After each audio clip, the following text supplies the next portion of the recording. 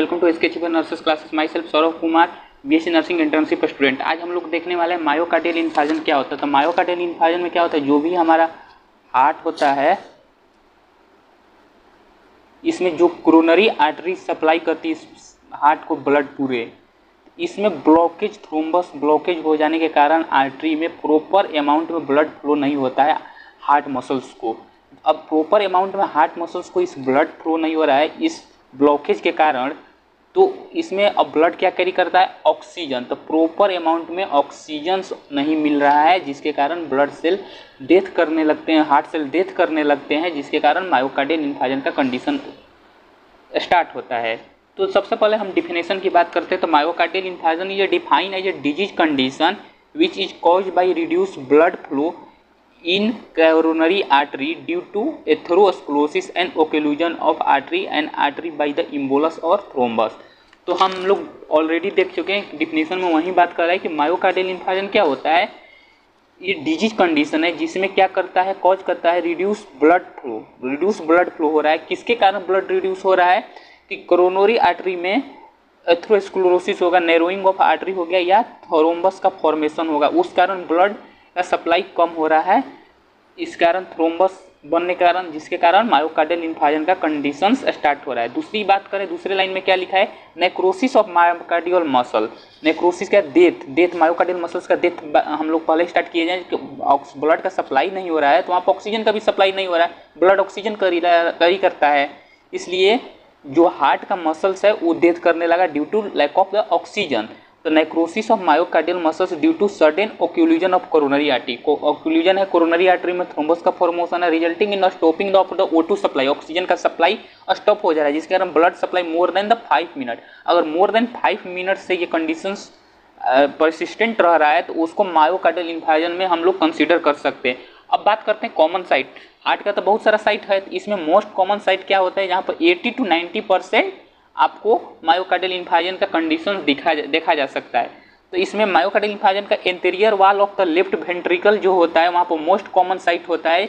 Myocardial infarction होने का chances बहुत ज़्यादा रहता है, अदर जगह भी होता है, लेकिन 80 to 90% कहाँ पर कैरी रहता है, anterior wall of the left ventricle.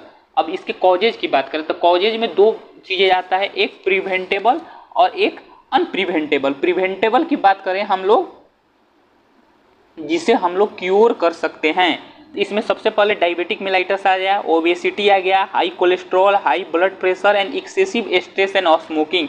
ये जितने भी कॉज है इसको हम लोग time to time lifestyle modifications या सही ट्रीटमेंट के साथ हम लोग इसे मैनेज कर सकते हैं, प्रिवेंट कर सकते हैं, इसलिए प्रिवेंटेबल कॉज रहा है। प्रिवेंटल कॉज का मतलब क्या समझ रहे हैं आप लोग, कि जो कॉज हम लोग सही कर सके समय के अनुसार वो प्रिवेंटेबल है। और अनप्रिवेंटेबल जो समय के साथ सही नहीं हो, जैसे क्या हेरिडेटरी। अब हेरिडेटरी किसी को जेनेटिक डिसऑर्डर है, ट्रांसफर हो रहा है one generation to the second generation, तो वो हम लोग जेनेटिक डिसऑर्डर को कैसे प्रिवेंट कर सकते हैं, तो उसको अनप्रिवेंटेबल में रखा गया है।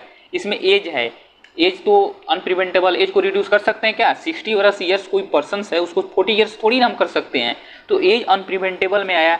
और जेंडर क्या है, जेंडर में बेसिकली यहाँ पर फीमेल्स को बोल रहा है, फीमेल्स में ज़्यादा प्रोन होता है किस कंडीशंस में, तो एस्ट्रोजन प्रोजेस्टेरोन का इम्बैलेंस होता है after the post menopause conditions. अब बात करें पैथोफिजियोलॉजी की, इसका पैथोफिजियोलॉजी आपको क्या होता है मायोकार्डियल इन्फार्क्शन का। तो सबसे पहले कोई भी इटियोलॉजी फैक्टर है, ओबेसिटी है आपको, या डायबिटिक मेलाइटस है, या हाई कोलेस्ट्रॉल है, कोई भी है, हाई कोलेस्ट्रॉल है, शॉर्टकट लिख दिए, जिसके कारण ओक्लूजन ऑफ आर्टरी, आर्टरी में क्या हो रहा है, ओक्लूजन हो रहा है, थ्रोम्बस का फॉर्मेशन हो रहा है। अब थ्रोम्बस का फॉर्मेशन हो रहा है तो क्या हो रहा है, यहाँ पर हार्ट में सप्लाई का हो रहा है, ऑक्सीजन का डिमांड इंक्रीज हो गया और सप्लाई प्रॉपर अमाउंट में नहीं हो रहा है तो ये डिक्रीज हुआ, यहाँ पर हार्ट का सप्लाई इंक्रीज हो गया। तो अब यहाँ पर प्रॉपर जितना इसको डिमांड चाहिए था, डिमांड है इसको उतना मिल नहीं रहा है, increase demand of oxygen and decrease supply of O2 oxygen. तो जितना डिमांड उतना नहीं मिल रहा है तो ये डेथ करने लगेगा मसल से यहाँ का सेल्स। तो क्या होगा, cyanosis of the heart with in the second, cyanosis of heart हो गया, लैक ऑफ ऑक्सीजन को साइनोसिस बोलते हैं। एंड द मायोकार्डियल इस्कीमिया हुआ, साइनोसिस हुआ, लैक ऑफ ऑक्सीजन यहाँ पर हुआ, तो मायोकार्डियल इस्कीमिया डेथ करने लगा सेल। अब डेथ करने लगा सेल तो यहाँ पर क्या हो गया, लैक ऑफ, सेकंड चीज, थर्ड चीज क्या होगा, lack of glucose and oxygen, energy का कमी हो गया, lack of glucose and oxygen.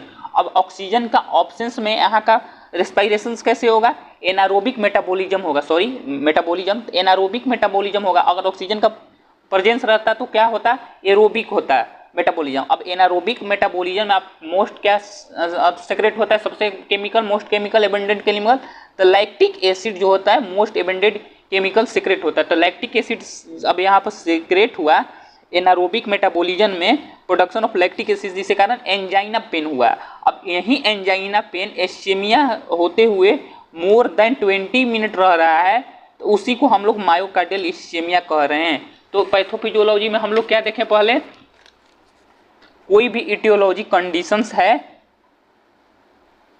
कोई भी इटियोलॉजिकल कंडीशंस है, वो क्या कर रहा है, ओक्लूजन ऑफ आर्टरी, आर्टरी में क्या हो रहा है, ओक्लूजन हो रहा है। ओक्लूजन हो जाने के कारण क्या हो रहा है, हार्ट का तो डिमांड बढ़ जा रहा है ऑक्सीजन के लेकर, लेकिन सप्लाई जो है वो डिक्रीज हो रहा है, सप्लाई O2 का डिक्रीज हो रहा है। अब सप्लाई डिक्रीज होने के कारण क्या होगा, lack of oxygen in the O2, lack of oxygen O2 in heart, जिसके कारण क्या होगा, नाइक्रोसाइनोसिस होगा। अब साइनोसिस, इस्केमिया होगा। इस्केमिया हो जाने के बाद क्या हो रहा था वहां पर, लैक ऑफ O2 और ग्लूकोज। अब O2 और ग्लूकोज के लैक हो जाने के कारण क्या हुआ, वहां पर एनारोबिक, ऑक्सीजन का में एनारोबिक रेस्पिरेशन हुआ। एनारोबिक रेस्पिरेशन हो जाने के कारण लैक्टिक एसिड का प्रोडक्शन हुआ। लैक्टिक एसिड का प्रोडक्शन हो जाने के कारण क्या हुआ, एंजाइना पेन हुआ। और वहीं एंजाइना पेन इस्केमिया रहते हुए 20 मिनट तक परसिस्टेंट रह रहा है, तो उसी को मायोकार्डियल एमआई इन्फार्क्शन हम लोग कंसीडर कर रहे हैं। अब बात करते हैं साइन एंड सिम्टम। तो ऐसे मेडिकल सर्जिकल नर्सिंग में आप लोग कोई भी मेडिकल सर्जिकल का डिजीज पढ़ लें, तो सारे सिस्टम वाइज डिजीज पढ़ रहे हैं, तो उसका हार्ट का कोई भी सिस्टम वाइज डिजीज है तो सारा का लगभग साइन एंड सिम्टम एग्जैक्ट ऐसे ही होता है, एक जैसा। लेकिन एग्जाम में हमें एग्जैक्ट लिखना रहता है, क्योंकि फुल में फुल नंबर्स पाना रहता है, तो उसको हम कैसे याद करें, तो इसका निमोनिक क्या रहता है, क्रशिंग। अब क्रशिंग से कैसे याद करेंगे, C stand for chest pain, R radiant pain, chest, left arm, jaw. ये क्लासिकल कैरेक्टरिस्टिक होता है एंजाइना, मायोकार्डियल इन्फार्क्शन का। इसी यही जो कैरेक्टरिस्टिक्स है एंजाइना और मायोकार्डियल इन्फार्क्शन में डिफरेंशिएट पैदा करता है। अब एंजाइना में जो होता है कि चेस्ट पेन के साथ साथ ये रेडिएट नहीं होता है, लेकिन मायोकार्डियल इन्फार्क्शन ये चेस्ट पेन के साथ साथ रेडिएट करता है, कहाँ, लेफ्ट आर्म और जॉ में। अब C हो गया, R हो गया, U क्या हुआ, U stand for unrelieved pain by rest and nitroglycerine. अब इसका इस लाइन करने के बाद ये अनदर सेकेंड क्लासिकल कैरेक्टरिस्टिक्स है मायोकार्डियल इन्फार्क्शन को डायग्नोस्ट करने के लिए, अनरिलीव पेन बाई रेस्ट और नाइट्रोग्लिसरीन। अनरिलीव पेन क्या हुआ, अब जब भी नाइट्रोग्लिसरीन हम एनाल्जेसिक के रूप में, मॉर्फिन के रूप में पेन को रिड्यूस करने के लिए देते हैं, तो उसमें वो अच्छा साबित नहीं होता है और काम नहीं करता है, जिसके कारण पेन का कंडीशन परसिस्टेंट बना रहता है। उस कंडीशन में हम एक क्लासिकल सिम्टम को रख सकते हैं कि मायोकार्डियल इन्फार्क्शन का क्लासिकल सिम्टम है। S for sweating. अब स्वेटिंग क्या, स्वेटिंग अब एक्सेसिव होता है मायोकार्डियल इन्फार्क्शन पेशेंट्स को।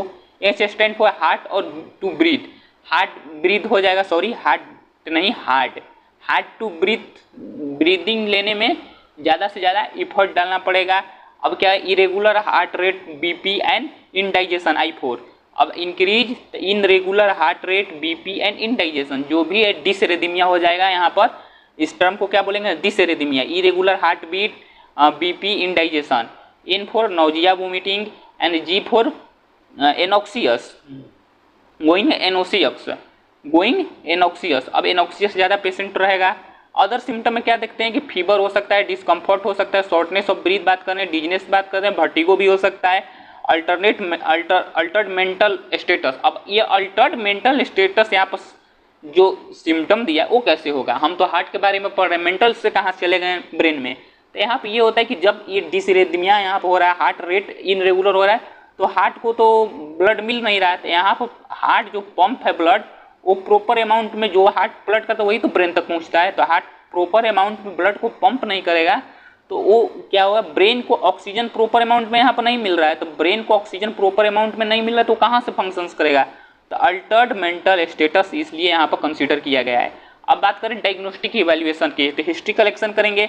तो भाई हिस्ट्री कलेक्शन से हमको क्या पता चलेगा मायोकार्डियल इन्फार्क्शन में? हिस्ट्री कलेक्शन से आपको चेस्ट पेन की अल्टरनेट, आपको जो भी डायबिटिक में है या ओबेसिटी है, हाई कोलेस्ट्रॉल कंजप्शन है, ये सब की हिस्ट्री मिल सकती है। या मोस्ट कॉमन हिस्ट्री आपको फैमिलियल हिस्ट्री मिलेगी, हेरिडिटरी हिस्ट्री मिलेगी। हिस्ट्री कलेक्शन फिजिकल एग्जामिनेशन कर सकते हैं। थर्ड आता है MRI, X-ray, CT scan, angiography, ECG कर सकते हैं, स्ट्रेस टेस्ट करते हैं। अब ईसीजी में हमको कैसे पता चलेगा कि पेशेंट को मायोकार्डियल इन्फार्क्शन? तो ईसीजी में जब भी कराते हैं तो ST segment 1 mm above the base line, जितना बेस लाइन होता है 1 mm एबव होता है, एंड टी वेव इन्वर्जन। अब टी वेव जो होता है यहाँ पर वो इन्वर्टेड होता है in the case of the myocardial infarction, और presence of the abnormal Q W wave. अब डब्ल्यू वेव होता है क्यू वेव होता है जो वो एबनॉर्मल शो करता है। डब्ल्यू कोई वेव नहीं हटा है, क्यू ही होता है। तो क्यू वेव जो होता है एबनॉर्मल शो करता है, और अगेन पी जो है निगेटिव इंप्रेशंस को शो करता है। और यही कंडीशंस को देखते हुए एनालाइज कर हम लोग मायोकार्डियल इन्फार्क्शन को डिनोट करते हैं इन the case of the ECG जब कराते हैं। ये सब पैरामीटर को देखने पर अनदर पैरामीटर क्या होता है, एक इंडिकेटर के रूप में जानते हैं।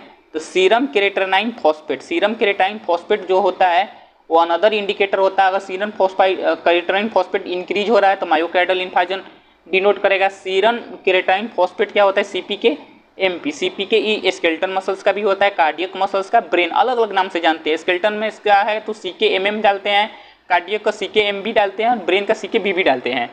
अनदर कार्डियक इंडिकेटर होता है ट्रोपोनिन। ट्रोपोनिन भी इंक्रीज हो रहा है तो क्या कर सकते हैं? एमआई का कंडीशन ओकर हो रहा है, डिनोट कर सकता है। इसका ट्रोपोनिन का 3 फॉर्म होता है, troponin C, troponin I, troponin T. अब इसमें कॉम्प्लिकेशंस, अगर मायोकार्डियल इन्फार्क्शन को ट्रीट ना किया जाए तो कॉम्प्लिकेशंस क्या क्या हो सकते हैं? हार्ट फेलियर हो सकता है, डिसएरिथमियाज हो सकता है, कार्डियोजेनिक शॉक हो सकता है, एंड कार्डियक अरेस्ट हो सकता है। कार्डियोजेनिक शॉक होता है due to reduce the supply of the blood. Cardiogenic shock, dysrhythmia पहले देख रहे थे, इरेगुलर हार्ट बीट हो सकता है, कार्डियक फेलियर, सारा ब्लड का मैजिक है, ब्लड नहीं फ्लो हो रहा है, इसी कारण सारा कंडीशंस आपको स्टार्ट हो रहा है। अब बात करें, हम लोग ने क्या देखा? डेफिनेशन देख लिया, पैथोफिजियोलॉजी को देख लिया, मोस्ट कॉमन साइट कहाँ हो रहा है, कॉजेज कहाँ हो रहा है, sign and symptom, diagnostic evaluation, सारा चीज़ जान लगे हैं।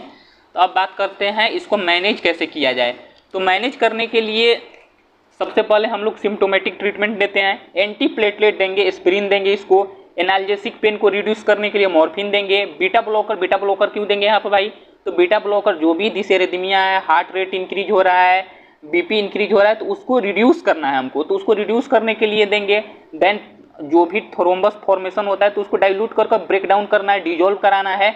उसके लिए क्या देंगे? थ्रोम्बोलाइटिक एजेंट देंगे। तो इसमें थ्रोम्बोलाइटिक एजेंट में बहुत सारे ड्रग आते हैं। मेजर ड्रग यूज होता है स्ट्रेप्टोकाइनेज, यूरोकाइनेज, एंड देन उसको डाइल्यूट करने के लिए टिश्यू प्लाज्मोजिन एक्टिवेटर देंगे।